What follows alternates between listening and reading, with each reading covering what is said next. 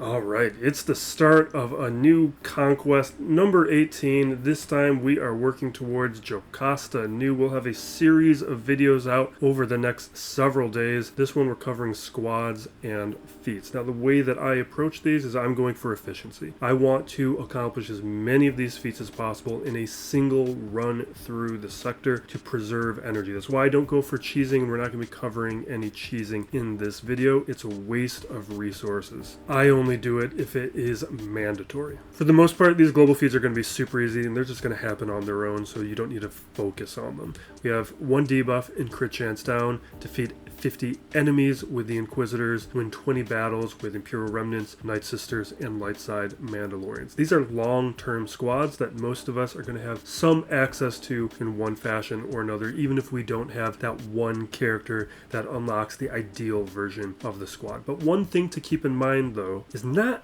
that many characters actually offer crit chance down. And the ones that do, there isn't a huge amount of overlap onto the squads that we actually need to be using, except for Night Trooper and Sheen Hadi. So if you don't have them built up, get them at least to gear 11 and you're going to be fine. You're going to want them anyway, particularly Night Trooper. Night Trooper is going to have an AoE. He's also going to be tackling that Imperial Remnant global feats as well as some sector feats. Sheen Hadi, she's going to be overlapping with those mercenary sector feats, and she has another AoE ability. Cal Kestis is a targeted one. Leia is a role-based one, so these aren't going to be ideal. But Grand Moff Tarkin, he does have an AoE. That's somebody you could slot in from time to time. T3M4 also has an AoE-based one, and there are some droid feats where you might be able to sneak T3M4 in. For our squads with the Inquisitors, your best option is just going to be a third sister squad if you have her. And if you don't, Grand Inquisitor. Although some of you guys have third sister before you have Grand Inquisitor. But your best option if you don't have either of those characters, fifth brother is your best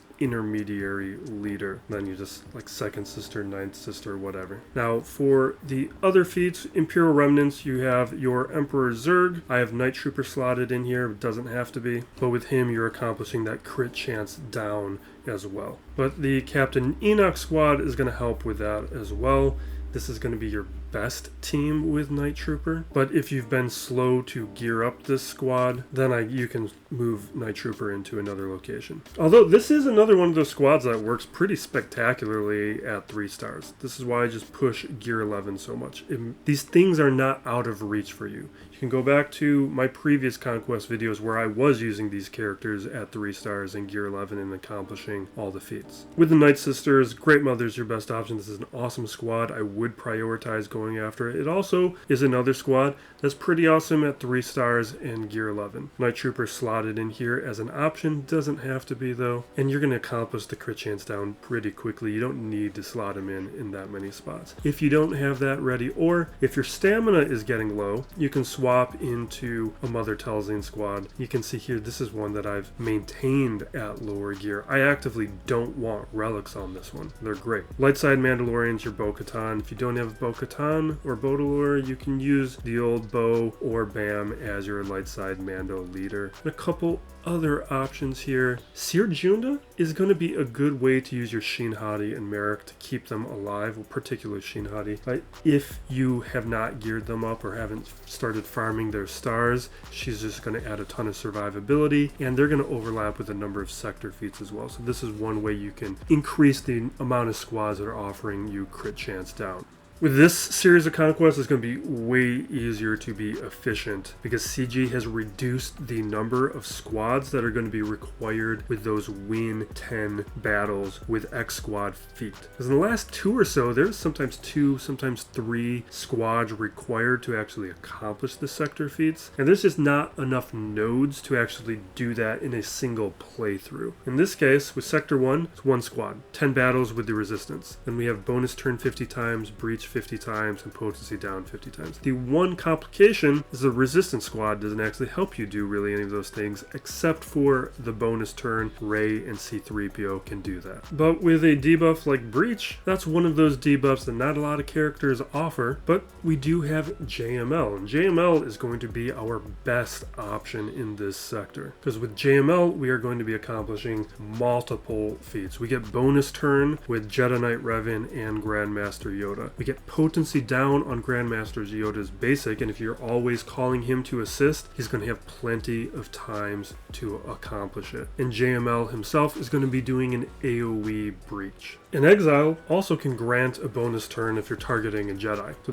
this is going to take fewer than 10 battles. Easy. Now for the Resistance, I don't have GL Ray. So I'm probably going to be relying on a Finzori squad. This squad punches up a ton. You don't need relics on it. This squad is just awesome. This is my preferred version of it. Rose has a lot of synergy with Zori with tenacity up on Rose's basic. Especially in Sector 1, this squad just crushes. Otherwise, I'll be slotting in this type of JTR squad using droids because I have more relics on them. Doesn't have to be. And this also, just to avoid the Finzori squad getting too low on stamina, I can just swap into JTR for a few battles. Han is here because I have my relics, but doesn't have to be. It could have been Holdo. He'd be better, or she'd be better. For the mini-boss, light side, you can just use the JML squad. With Merrick surviving, that's an opportunity to use Balin Skull if you've got him. Balin Skull is also another great option for breach. Sheen Hadi is going to be doing the crit chance down. This squad will take care of the mini-boss easily, but I'm trying to avoid using Balin Skull too much on the first sector because I don't want to deplete his stamina because I'm going to use him a lot more in Sector 2. Otherwise, we already mentioned this squad, Sir Junda. This will be a good way to use Merrick and Sheen Hadi without reducing stamina too much and also accomplish that feat if you don't have Balin Skull. Then we have the Qui-Gon and Huyang on the final boss. Cadme, if you've got her, is going to be a great way to use Qui-Gon. You could also throw him into a JMK squad to keep him alive, but there's also some potency down mechanics here and some breach mechanics with Master Qui-Gon where this squad could help out a little bit if you are just short a couple debuffs when it comes to that final node. And then Huyang, you can try and do a Huyang lead droid squad. It's going to depend on your data discs, but with a lot of these boss nodes, the hide your character behind the JML protection tech is always a good way to get through those nodes. With Sector 2, this gets back to being a little bit harder to be super efficient on, especially if your stamina gets low. We have win 10 battles with Great Mother, win 10 battles with the Mercenaries, and then crit damage down 50 times and evasion up 50 times. And crit damage down, just like crit chance down, is one of those debuffs that not a lot of characters offer, and we're looking for overlap. And here we can see Dash Rendar. And evasion up, same deal. Not a ton of characters offer it, but we do have Han Solo. So now we know we have a mercenary squad that we can construct that's going to accomplish 3 sector feats. So throughout Sector 2, at least early on in Sector 2, I'm going to be leaning on Dash and Han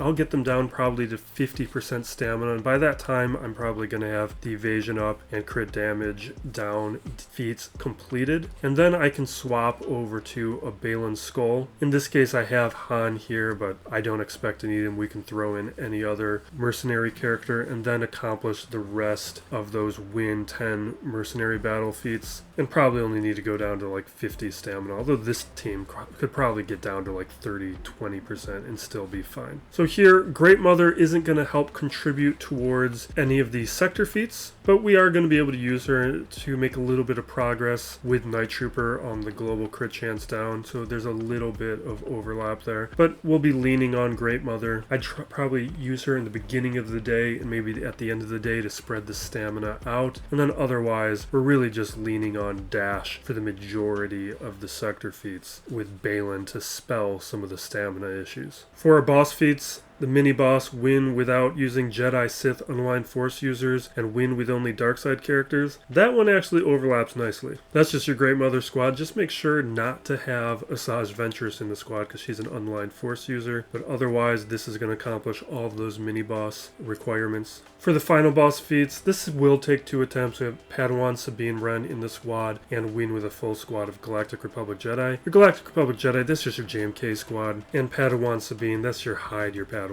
Just using this JML squad again. You can see I'm still farming up mine. She's only gear 11. We can just slot her in here to a JML squad with Watt and keep her protected throughout the battle. For Sector 3, 10 battles with Captain Rex, 10 battles with Stap. We have gain, we adapt or die 35 times and attempt to inflict speed down 50 times. Now, this does have some restrictions, but it should be fairly straightforward. But this is one of those sectors where having Afra is going to make every everything easier, because with Afra, we have multiple characters that it can accomplish multiple feats. This is going to be your most efficient squad in the sector. Because with Afra, we have multiple sources of speed down. Vader's going to be able to do it with Force Crush, AoE speed down, and with Merciless Massacre, he's going to be able to cycle through back to Force Crush pretty quickly. And then Afra, she has a passive one on her leadership, where when the enemy falls below 30% health, they're going to self-inflict speed down. And then under Afra lead, we can throw in Stab, because Stab, Dark Side Droid, going to be a very effective way to get those win 10 battles with Stab. But unfortunately, this is going to be one of those sectors that will be harder to be super efficient with. We only have one option for We Adapt or Die, that is on Iden Verso, but Iden Verso will give us a little bit of help where Scout Trooper inflicts speed down on his first special, although it's targeted, so it's not something I would rely on. The one note here, Iden Verso, We Adapt or Dies on the second special. I would just be taking your time with the squad. Choose nodes that are going to take a longer battle so that you can get We Adapt or Die off 2 or 3 times per battle. You don't want to be winning too quickly, or it's just going to take more nodes to accomplish the sector feat. If you don't have Afra, then you can just be using like a Newt squad or a Grievous squad. Newt does have some speed down as well, and his speed down is an AoE here on his Extortion ability. But you lose the Vader synergy with Newt, which would be allowing you to accomplish that speed down feat in probably just a couple nodes. For the mini-boss, we got Balin's Skull and only light side characters, so that's going to require 2 attempts. And that's where the win 10 battles with Captain Rex surviving can overlap a little bit. Because with Captain Rex, I'm looking at using a gas squad. And this squad here can also help you towards speed down, because Wrecker and Fives both apply speed down on their basic, and you only need Captain Rex surviving, so having a Skywalker lead is going to just help make that a little bit easier. Although you could use like a Rex lead squad or some other clone squad, or your Phoenix squad as well. But I'm just looking to get more synergy with the speed down. I'm going to be swapping out my Captain Rex into multiple squads as the stamina gets too low. I'm not going to be relying on speed down for this squad. It's just something to be aware of. I'm going to be going between Gas and Phoenix and trying to keep the stamina from falling below 50%, and then I only need to refresh stamina on Rex if necessary. But that squad also accomplishes the light side feat on the mini-boss. For the final boss, we got Bad Batch and Gungans. You got your standard squads. With Sector 4, we're back to one where we can play this pretty efficiently. Win 10 battles with Night Trooper and Captain Enoch, accuracy up 50 times, accuracy down 50 times, and defeat 35 enemies with droid units. The most efficient squads are going to be the Inquisitors and Emperor Zurg Imperial Remnants. With the Inquisitors, 8th Brother is going to inflict accuracy down with Photon Grenades, his AoE ability, and we're going to see accuracy down come from the Unique on 7th Sister, where whenever she assists, she's going to inflict accuracy down when there's 3 or more stacks of Purge, and since she's assisting all the time, that's going to be very effective. Accuracy up, that is going to come from one of the Uniques on 8th Brother. Whenever he gains stealth, he's going to grant himself accuracy up. That's just going to be slower going. For the Imperial Remnants, we are using the Emperor Zurg lead. We're pulling out Moff Gideon and Death Trooper,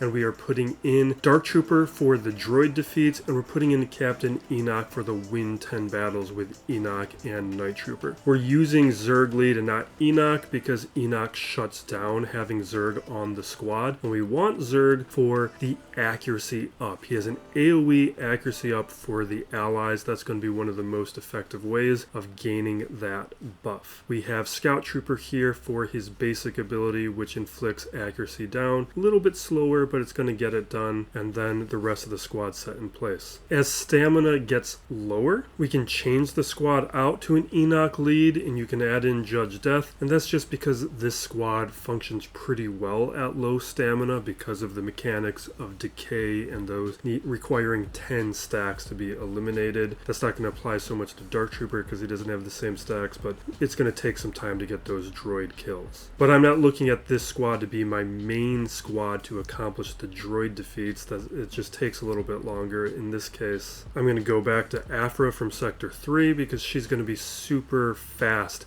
in knocking out characters with the droids, just because of how much she boosts them. It'll be a very fast and effective means to knock that out in just a couple nodes. Otherwise, it's going to take longer. Aphra herself is also going to contribute towards the accuracy down slowly, though. It's a targeted accuracy down, so not something to rely on. But she's not going to be useless there. But if you don't have Aphra, for the droids, I would just be using Separatist droids to knock it out as fast as you can. It's like a standard Grievous lead or B1 or whoever you have available. With Sector 5, this one's going to be a little bit more work, but it shouldn't be too bad. We have win 10 battles with Merrick and Shin Hati. We have defeat 35 enemies with the Phoenix, defeat 35 enemies with Jedi Knight Cal Kestis, and inflict evasion down 50 times. Now our best option here, it's going to be unaligned force users. What we get here is we can throw in Cal Kestis. He does have synergy with Ser Junda, minimal. We don't lose too much by not having a full squad of unaligned force users. We have Cal Kestis, who has an AoE evasion down, and then we also have Merrick and Shin Hati here that we can place in under a Ser Junda lead. So this will be able to contribute towards 3 feats. But we're probably not going to utilize it for the entire sector because the Cal Kestis evasion down is going to happen very quickly in 5 or fewer battles, and then we can move Shin Hati and Merrick over to a Baylan Skull squad. Also, this is like a squad that I was relying on during the last series of Conquest when I had 3-star Shin Hati and Merrick, and I was fine with those feats. The only thing that we're looking to do here is Jedi Knight Cal Kestis. We're trying to get him to have the finishing move, if at all possible. But after the evasion down is done, maybe even after Shin Hati and Merrick is done, because I think the Cal Kestis one will take the longest, then Cal Kestis probably move over to a JML squad, because a JML squad with all the assists from Inherited Teachings is going to be able to do the most work getting Cal Kestis those defeat 35 enemies. The other thing you could do here is you could also throw in Old Ben. He does evasion down on his basic, but unless the only reason I would be doing this is if you don't have the old school Cal Kestis. You can also throw in a Baylan Skull squad to do your Shin Hati and Merrick wins after you're done using a Ser Junda squad, or just to spread out some of the stamina issues. And then what we're looking at is your Phoenix squad. Not a lot of options here. That's just defeat 35, find the right node to use them, and you'll be able to do that pretty quickly, like the Imperial Troopers or Night Sisters, or Mon Mothma. For our boss nodes, win without using Jedi or unaligned force users, defeat an enemy with exile. That we're just talking about variants, because we can use this Phoenix squad, just take out the Jedi, throw in Zeb, and now we're accomplishing unaligned force users and Jedi units or Sith units. And with exile, just throw them into the JML squad as a variant. Then you can be working on Cal Kestis plus having exile there. Or if you have GL Ahsoka, use GL Ahsoka. For Sector 5 boss, you have Ahsoka Tano win. That's not one that I'm going to be able to do at least until the final one of these. And then win without using a GL, use your Inquisitors. If you got Third Sister, she's probably going to be able to crush it. Baylan Skull will probably do it too. Really just Journey Guide teams tend to do very well too. You have Third Sister and Baylan Skull. Baylan Skull then would also be accomplishing multiple feats at once if you don't happen to have them done by that point. We'll have a lot more videos over the next several days. Datacron video coming out shortly, and then every day we'll have 1 or 2 sector videos released so you can see the teams that I use, the progress that I make. Because a lot of this stuff right now prior to the release of Conquest, this is just what I think is going to work. I may in the moment make some adjustments, or maybe we realize things with the specifics of the mechanics of the boss nodes, or how data disks are going to impact the functionality here. So thank you for watching. Be excellent to each other, everybody. This still plays Galaxy of Heroes.